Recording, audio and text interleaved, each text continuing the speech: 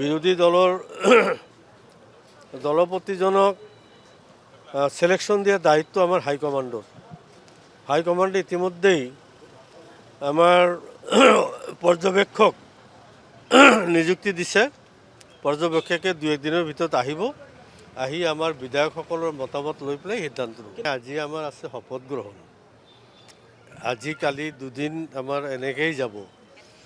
Speaker deputy speaker নিৰ্বাচিত নোহোৱালৈকে সদনৰ কাম কাজতো বিশেষ আমাৰ বিজনেছ একো নাই।